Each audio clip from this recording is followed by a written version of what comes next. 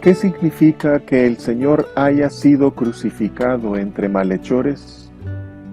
¿Qué simboliza Simón de Cirene para nosotros hoy? ¿Por qué el Señor Jesús fue crucificado fuera de la ciudad? ¿Cuál es la importancia del título escrito por Pilato en varios idiomas? Así que entonces lo entregó a ellos para que fuese crucificado. Tomaron pues a Jesús y le llevaron. Y él, cargando su cruz, salió al lugar llamado de la Calavera, y en hebreo Gólgota. Y allí le crucificaron, y con él a otros dos, uno a cada lado y Jesús en medio. Escribió también Pilato un título que puso sobre la cruz, el cual decía: Jesús Nazareno, Rey de los Judíos. Y muchos de los judíos leyeron este título, porque el lugar donde Jesús fue crucificado estaba cerca de la ciudad, y el título estaba escrito en hebreo, en griego y en latín. Dijeron a Pilato los principales sacerdotes de los judíos: no escribas Rey de los Judíos, sino que él dijo: soy Rey de los Judíos. Respondió Pilato: lo que he escrito, he escrito. La crucifixión de Jesús. Estudio del Evangelio del apóstol Juan. Entonces lo entregó a ellos.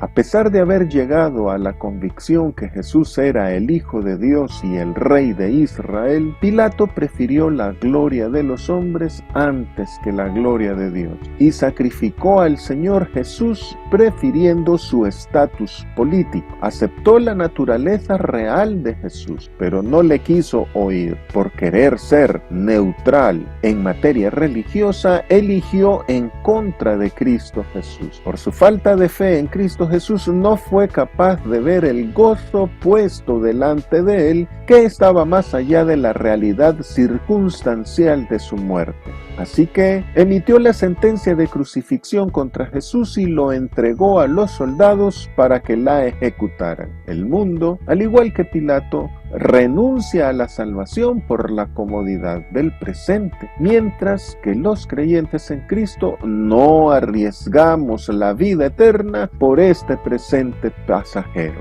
La esperanza de la salvación y la justicia de Dios guardada en los cielos es la base de nuestra propia existencia. Pilato, que dijo tener el poder para soltar a Jesús, se ve ahora esclavo de sus propios temores. Se dio por vencido. Le tuvo miedo al alboroto y a la fuerza con que pedían la crucifixión, y vio que no podía liberar al Señor. Quiso hacer entrar en razón a la multitud, pero no pudo. Es que ni él mismo quiso hacer lo correcto y terminó por complacer al pueblo. Tomaron a Jesús y le llevaron. En este punto, los sinópticos dicen que le quitaron el manto a Jesús, le pusieron sus vestidos y le llevaron para crucificarlo. Y según la tradición, no le quitaron la corona de espinas. El Señor no opuso resistencia, sino que, como cordero, fue llevado al matadero y hasta llevó su propia cruz, lo cual realza el hecho que Él dio su vida por nosotros, por su propia voluntad,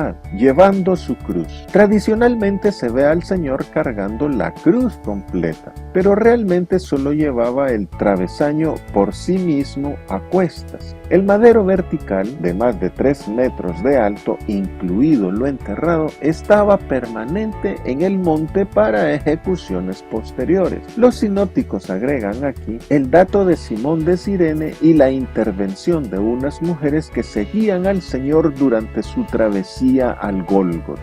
A Simón de Cirene le pusieron la cruz para que la llevara tras Jesús. De esta forma, Simón es símbolo del seguimiento de Jesús y es tipo del auténtico discípulo que carga con la cruz cada día detrás de Jesús. Con Simón de Cirene aprendemos que el mismo destino de Cristo Jesús es el que le espera a sus discípulos, los que oímos su voz y le reconocemos como nuestro pastor. La cruz es el medio por el que el Señor y los que creemos en Él somos exaltados y glorificados. Cristo es glorificado por el Padre y nosotros por Jesucristo, por nuestra fe en Él. El evangelista Marcos menciona a Alejandro y Rufo como los hijos de Simón de Cirene, quizá por ser muy conocidos en la comunidad cristiana y para identificarlos más exactamente. Los sinópticos también mencionan que en 2 ocasiones hubo unas mujeres que llorando seguían a Jesús, una cuando recién llevaron a Cristo al Gólgota y otra antes de ser crucificado. Ellas le ofrecieron vinagre mezclado con mirra o hiel, el cual el Señor rechazó. A diferencia de la burla y de la crueldad de los soldados, este acto de ellas fue de bondad. Dar vinagre era una costumbre de las mujeres cuando se iba a ejecutar a alguien. Lo hacían para adormilarle y como cumplimiento del mandato dado en Proverbios 31:6. En este punto el evangelista Lucas revela el mensaje que el Señor le dio a ellas después de consolarlas sobre la destrucción de Jerusalén. Esta profecía del Señor se cumplió cuando el general Tito puso sitio a Jerusalén en los días de Pascua del año 66 después de Cristo. La interpretación cristiana popular de aquella época decía que la destrucción de Jerusalén fue como castigo por la muerte de Jesús. Sin embargo, el profeta Daniel dice que la venida del desolador fue por la muchedumbre de sus abominaciones y para hacer cesar el sacrificio y la ofrenda en el templo. Es que no se podía manifestar el camino al lugar santísimo entre tanto que la primera parte del tabernáculo estuviese en pie. Salió al Gólgota. Este es el nombre hebreo de la colina o monte llamado de la calavera, que en latín se dice Calvario. La tradición señala una colina de unos 4,5 metros de altura, dentro de los límites de las murallas actuales de Jerusalén, que en sus laderas presenta ciertos hundimientos en forma de calavera. Este lugar quedaba fuera de Jerusalén, pero lo suficientemente cerca como para ser bien visible. En el Antiguo Testamento, los apedreamientos se realizaban fuera de la ciudad, al igual que las ofrendas por el pecado. El Señor Jesús, pues, como ofrenda de expiación por nuestros pecados, también en esto cumplió la ley, siendo crucificado fuera de la ciudad. El apóstol Juan especifica que junto a este lugar había un huerto, en el que José de Arimatea tenía un sepulcro privado y donde él mismo colocó el cuerpo de nuestro Señor. Le crucificaron. Por ser algo del pleno conocimiento de los primeros lectores, los evangelios no entran a describir en detalle la ejecución misma. Las investigaciones nos permiten saber hoy que había varias clases de cruz, unas en forma de I, otras en forma de X, otras en forma de Y, otras en forma de T, y la que usaron con Jesús en forma de cruz, lo cual permitió la colocación del título sobre la cabeza del Señor. A los condenados a veces solo los amarraban y a otros, como al Señor Jesús, los clavaban a la cruz con clavos de unos 11,5 centímetros. En caso de clavarles, lo hacían en el antebrazo, abajo de las muñecas, para que no se desgajasen, y flexionándoles un poco las rodillas, clavaban los pies juntos a la altura del empeine o debajo del extremo del peroné. La víctima quedaba a poca altura de la tierra, apoyando sus pies sobre un soporte para que el ajusticiado pudiera resistir su peso, con el objetivo de alargar su agonía. Por nosotros, el Señor aguantó el dolor de los azotes, el dolor de la corona de espinas y de los clavos, la incomodidad de la posición en la cruz, la sed, la fiebre y la molestia de los insectos sobre sus heridas. Además, sufrió las miradas indolentes, el menosprecio y también el morbo de la gente por el sufrimiento ajeno, así como la vergüenza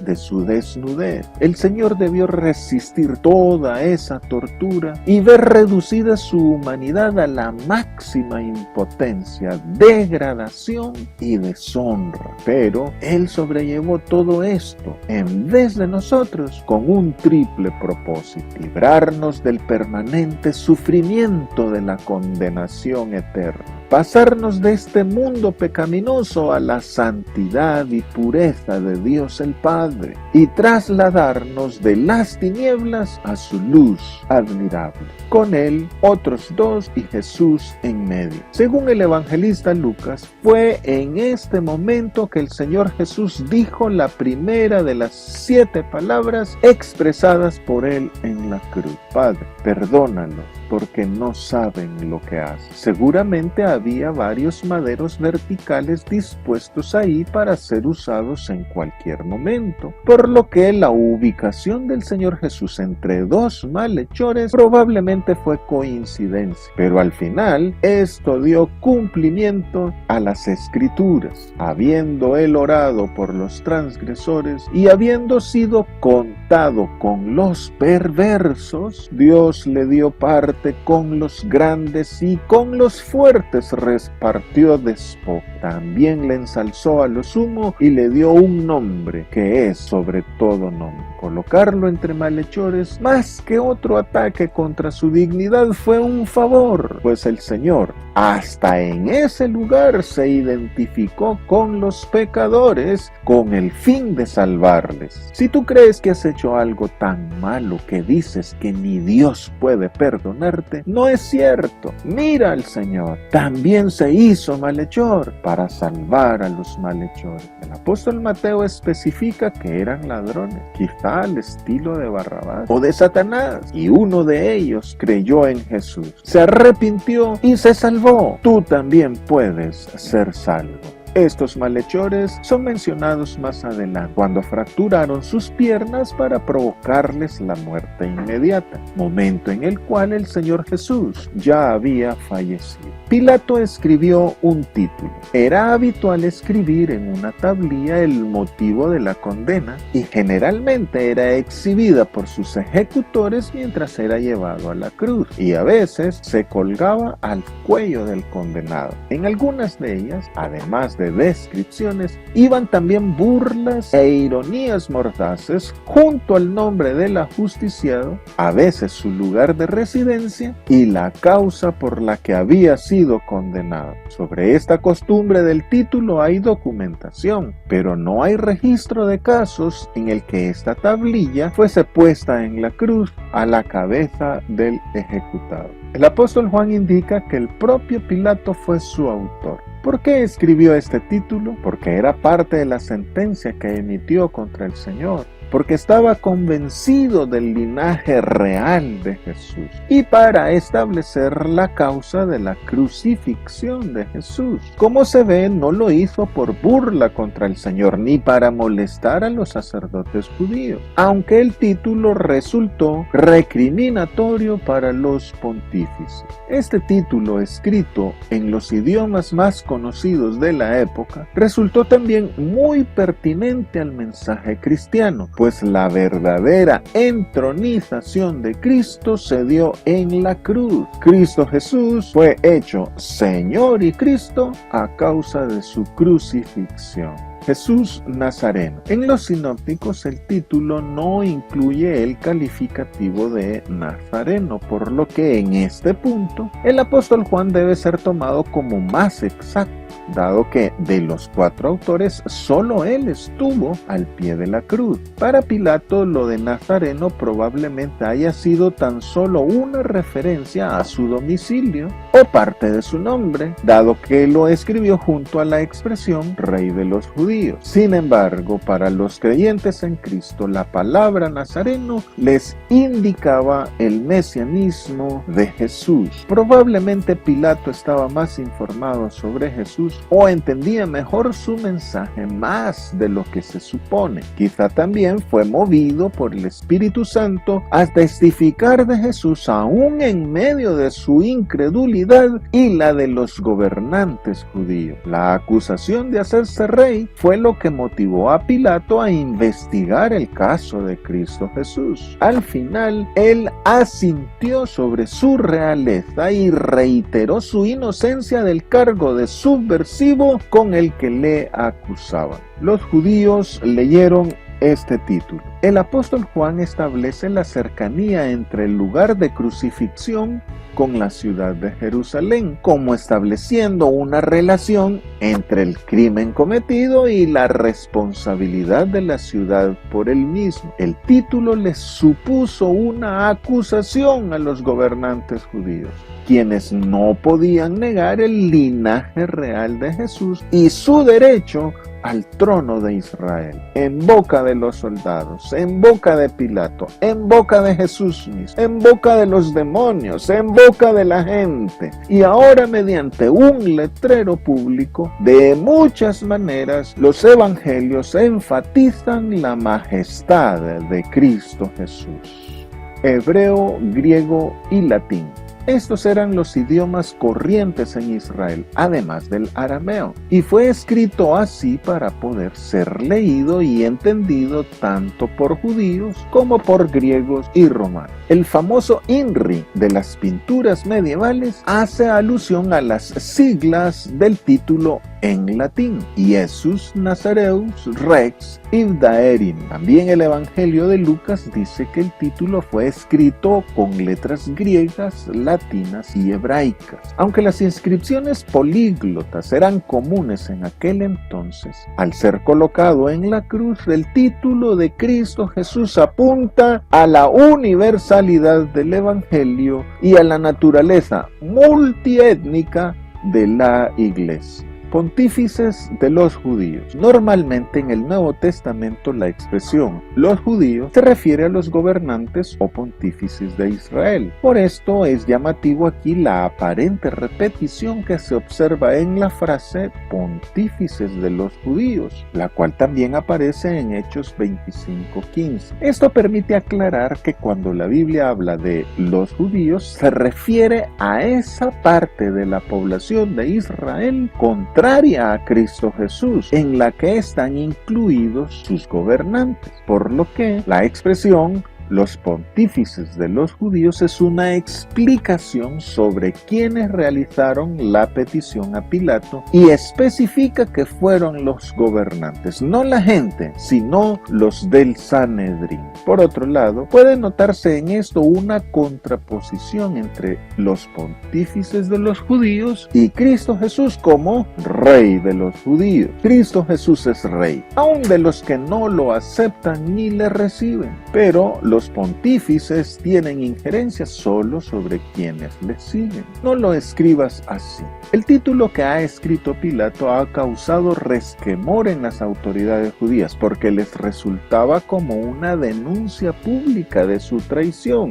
Ellos rechazaron a Jesús como Mesías porque no lo podían manejar a su antojo. Y si él fuese rey, ellos perderían sus privilegios, así que lo convirtieron en un impostor. Pero Pilato se dio cuenta de que Jesús no era un embustero y le indignó ver que hayan rechazado a su propio rey y que se proclamaran súbditos del extranjero y tirano César.